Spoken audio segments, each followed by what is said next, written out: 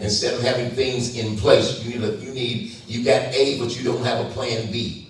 You don't think long term when things are going on. You don't think of low-hanging fruit and high-hanging fruit. There are things you can get accomplished now, and then there are things you'll get accomplished later.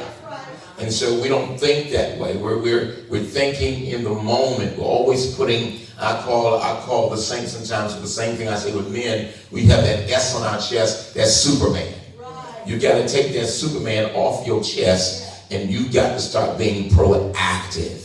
Reactive leadership is, again, an approach that becomes preoccupied by immediate crisis of the moment. As a result, it's incapable of turning vision into reality. So you can have visions and dreams come from the Lord, but turning it into reality, it becomes very tedious. You struggle a lot because you spend more time being preoccupied with problems than you do vision.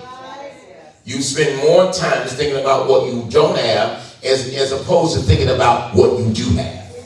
And then what to do with what you have. Can you say amen? All right, so I want you to think about this. Reactive leadership focuses primarily on problems, issues, and urgent needs, and tends to ignore long-range purpose and planning. Most of your discussions are always around, and you think about it, being reactive. Primarily, you're having conversations about problems and issues and urgent needs. And then when you do that, you ignore long-term range issues or planning in your life. So actually, reactive leadership is not leadership at all, because it's not taking you anywhere. A leader takes you where you can't take yourself. If you can take yourself there, you don't need leadership. If you can handle it yourself, then you don't need faith.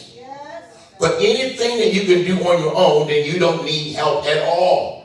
Well, I need you to understand, actually, that leadership is not leadership if they're always teaching you to be reactive instead of teaching you to be proactive.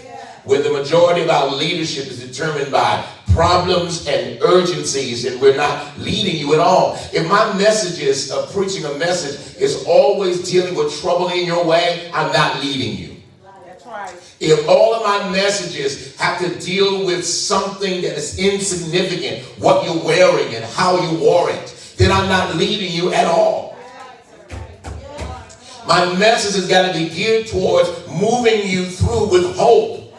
Moving you through with a guaranteed future, with you understanding that it doesn't matter what happened, God has a plan. You got to remember that God's got a plan.